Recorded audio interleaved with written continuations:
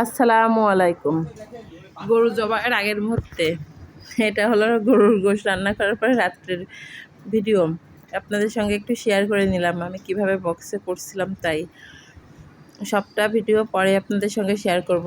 এই কিছু কিছু ভিডিও আগে একটু শেয়ার করে দিলাম আর কি। এটা হচ্ছে আমাদের গরু জবাইয়ের পরে আগে নিজেদের ঘরে রান্নার জন্য করছিলাম, কারণ কি মাংস রান্না না হলে যারা গরু জবাই করছে তাদের তো খাওয়ানো যাবে না, তাদেরকে বসায় রেখে রান্না করে খাওয়াবো। এর জন্য প্রথমে একটু মাংস নেওয়া হয়। যাই হোক, এই যে গরুটা, এটা হলো আমাদের কোরবানির গরু, আল্লাহ কোরবানি কবুল করুন। আর এটা হলো আমার ছেলের খেলনা, এসেই গ্যাস বেলুন ফ্যানের উপরে উঠে গেছে, আর ফ্যান ওর আব্বু চালাইছে, ফ্যান ফেটে গেছে।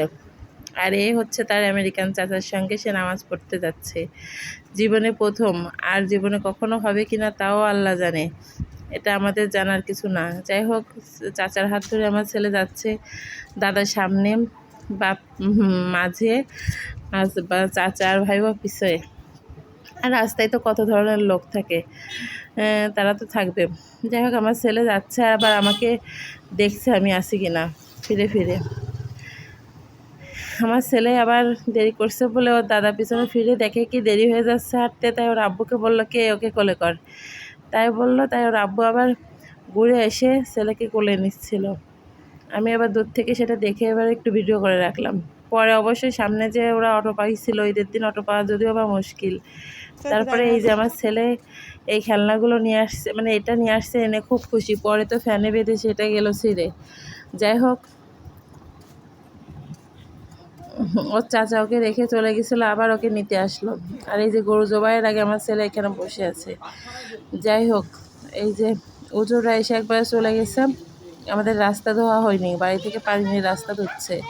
রাস্তা পরিষ্কার না করে সেইখানে গরু জবাই দেওয়াটা আর কি ভালো লাগলো না, যার কারণে রাস্তাটা একটু ধুয়ে নেওয়া। আর আমার ছেলে বসে আছে গরু জবাই দেখবে, আর গরু তো সেই। যাই হোক, আমাদের গরুর মাংস এই কালারটা সেই হয়েছিল আর কি, সেই ছিল কোরবানির জন্য, মনে হচ্ছিল পারফেক্ট। আমার ছেলের ধারে গরুটা চলে আসছিল, তাই আমি ক্যামেরা ঠিক না করে ছেলে দেখছিলাম।